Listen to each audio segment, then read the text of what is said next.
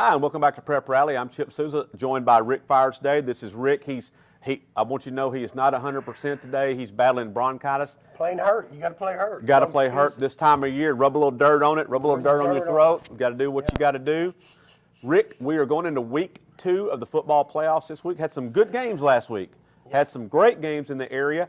Had some not so great games. I was at a good game. Springdale and Fort Smith Southside was a great game, 35-28. Southside. So Southside's defense, we had kind of talked about them a little bit all year about how they didn't play well and they'd given up a lot of points. But when it counted the most in the fourth quarter last week against Springdale, they came up with the big plays they needed to. So they advanced. Their reward, they get to go to North Little Rock Friday night. Number 1, undefeated. All-world North Little Rock, everybody's favorite. But, hey, during playoff time, you never know. So go down there and play, and let's see what happens. Maybe North Little Rock players can get bronchitis like Rick's got, and that might help Southside a little bit, maybe. Oh, my goodness. So we got Southside. They'll be on the Yellow Dogs or whatever, however they go. They'll be going down to Little Rock. But we got some big games up here, Rick.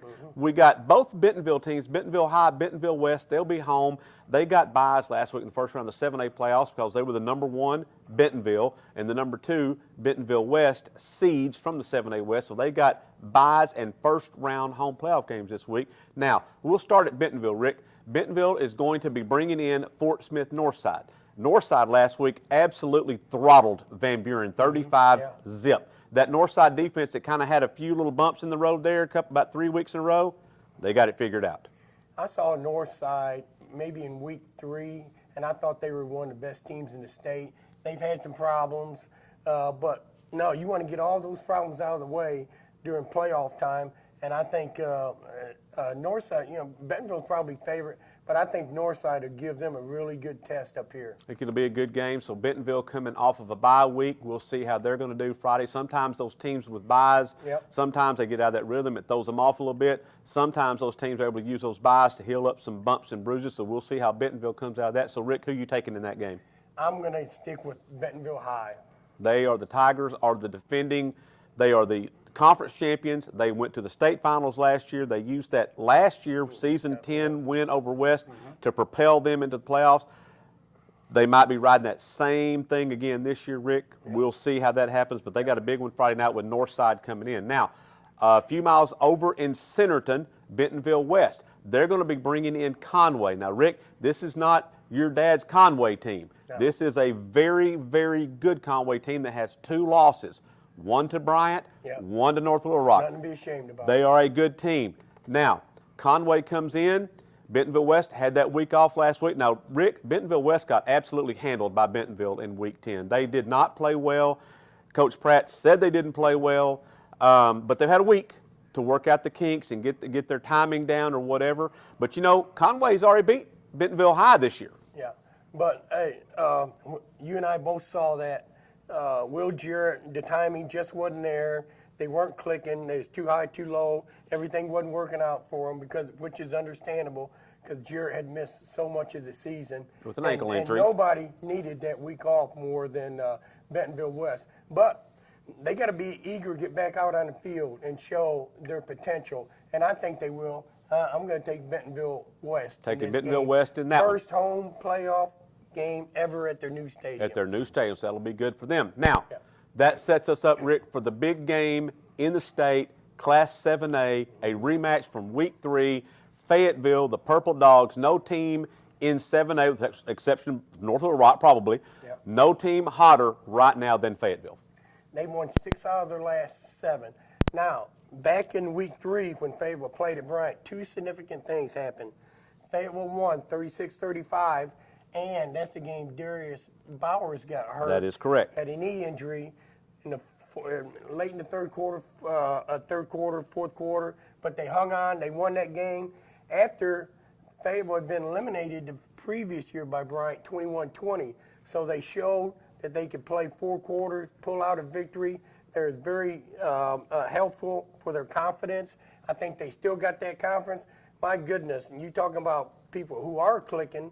That's the Fayetteville passing game with Bowers and Bo and Connor Flanagan and all those guys. So I think Fayetteville is rolling, and I expect them to win that game down. So they're going to go down to Bryant and beat them for a second time this season at Bryant. So those are the big games in 7A. Rick, got some big games going on in 6A. Greenwood, the defending 6A state champions, they're going to come. They have not lost a game since they lost to Northside in the season opener.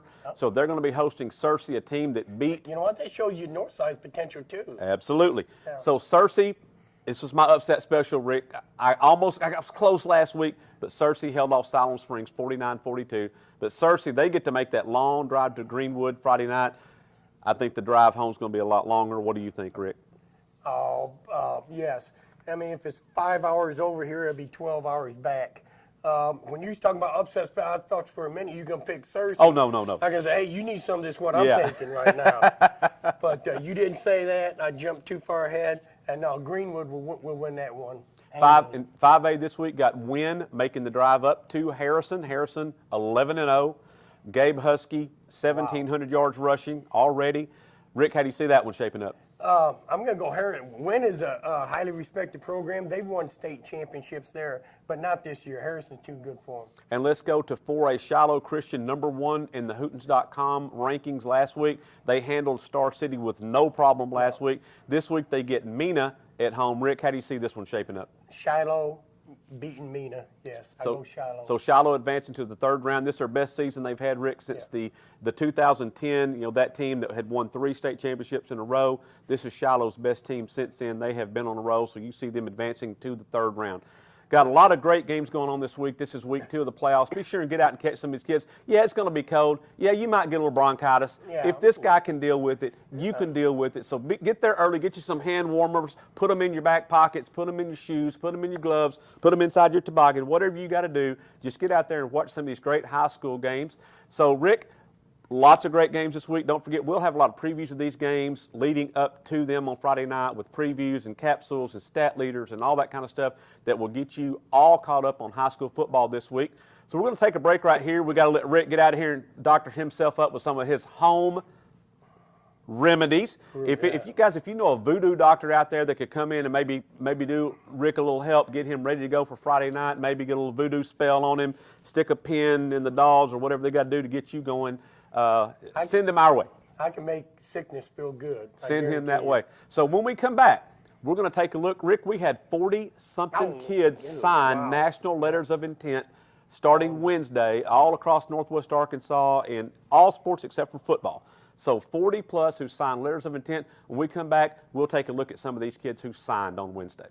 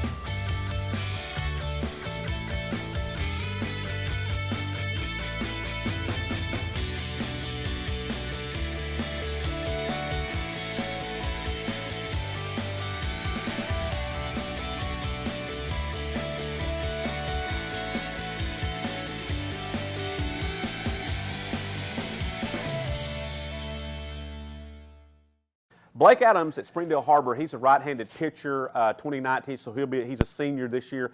Led the Wildcats to the state championship last year in 7A. They defeated Conway 6-0 in that championship game. He was the MVP. Blake Adams signed with Arkansas on Wednesday, a headliner in this class. Fastball's up to about 95 miles an hour, according to his coach, Ron Bradley. Let's take a look at our interview with Blake Adams we had on Wednesday. So I'm talking with Blake Adams, who's going to sign with the University of Arkansas today. So Blake, lifelong Razorback, I guess. Yes, sir. I've been having season tickets since I was 4 years old. My grandparents been to a lot of baseball games and just fell in love with the atmosphere, and it was my dream school. So what's it like to have a program that's, a nationally elite program like that here in your backyard where you can play close to home? How important was that for you? Oh, very. I'm very close to my family, so being able to stay home and still develop a really good career at Arkansas is definitely something I looked at before I committed. It's just great to have world-class coaches, world-class facilities right here in my backyard to get better and further my journey. So, what kind of walk me through what you've done? I know last time I talked to you, you just finished winning the state championship. What have you done since then? What did you do this last summer and to get yourself ready for today and then this season?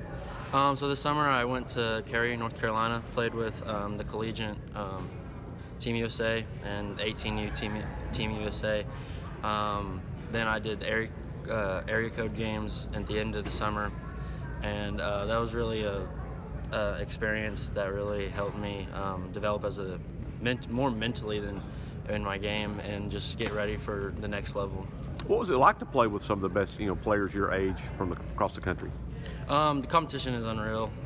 It was definitely a different atmosphere than high school ball, because my first outing at USA, I faced the top 4 hitters in the country. I went back to back to back to back, and that was something that I really needed to get ready for the college level. Was it KKKK or how'd it go? It was strikeout, ground ball, base hit, strikeout. Okay, 3 out of 4. Yeah. There you go. So how about the uptick on your fastball? I heard you got a little uptick on that. Where you sitting at now? I'm sitting at 93, 94 right now. I'm trying to get up to 95, 96, top in 98. But I just got to really work hard on that. What was it about Arkansas? I know you said the facilities, but getting a chance to play with Coach Van Horn, play with maybe some, I don't know, maybe former teammates or guys was that comfort level, was that what kind of set them apart? Oh yeah, and Wes Johnson. I visited Mississippi State my 8th grade year and fell in love with Wes Johnson when he was there. Then 9th grade came around and Arkansas ended up offering me right when Wes Johnson got there, and my buddy Kason Tollett from Little Rock. We were talking, and we wanted to go to the same school from the beginning, and we just decided Arkansas was the place for us. So what does this day mean for you and your family? It's just something, a lifelong dream I've had, finally coming true, turning into reality. Trying to let it sink in, enjoy it, try not to be too pressed and worried about next year, kind of just enjoying the moment right now. Good deal. Across town over at Springdale High, Marquisha Davis. Now, she is a senior combo guard for the Lady Bulldogs, a 6-foot combo guard, one of the highest rated players in the country. She has signed with Arkansas. She is one of the crown jewels of Coach Mike Neighbors' 2019 recruiting class that's ranked 15th nationally and number 4 in the SEC. Marquisha Davis is a big-time signee for Mike Neighbors' class. She's a player that can do it all. She can slash. She can get the ball to the rim. She can beat you in a lot of ways. We interviewed Marquisha after her signing on Wednesday. Let's take a look at that interview. So, Arkansas. How did you come to pick Arkansas? I mean, I know it's close, that kind of thing. Was that a big deal for you, for it to be close, to play close to home? Yeah, it was kind of a big deal because all my family here, kind of having all the community support, kind of be special. Playing AAU, that's a pretty high level. It's a higher level probably than high school. How much does that help your game? I think it helped a lot because, you playing with people that kind of you probably going to see at the next level. So it kind of, helped to see where you're at right now. What's it like to play with other girls who are at your level? How does that change your game, or how does it change what you do? Well, it changed what I do because, I wouldn't have to do so much. Getting girls from the state to stay at Arkansas, is that a big thing for you? Yeah, I think it kind of big. Because you've had some good players that have come through the state here recently, but one went to UConn and Sasha, whatever, and Karaya. So, how important is that, you think, to play for your state school? I think it's very important because, you got everybody right here, you got all the community support and your family. So it's just kind of important. Okay. So congratulations to all the athletes who signed across the area starting on Wednesday. That was the first day of the signing period for non-football. And like I said, we had about 40 athletes who signed all across the region. So congratulations to them, but most of all, congratulations to their parents who have spent lots and lots of money, thousands of dollars in some cases, helping their kids chase their dreams. to be college athletes and get that done. So big days for them to sign those letters of intent, sign on that dotted line, and fax that into a college to continue their career. So congratulations to them and all the players who have signed, and we wish you the best of luck at the college level. So that's it for this week's Prep Rally. Don't forget, you can catch this show on the What's Up Ozark app. That's a free app for your mobile device. You can get that and watch this show every week as we drop that on Friday, so be sure and get that. And don't forget the great photos that we have as part of this show and also on our photo galleries out on our website at nwadg.com, where you can see the great photos taken by our photography staff every week at every sporting event that we cover across the region. Don't forget that. So we thank you for watching us, and we'll see you next time on Prep Rally.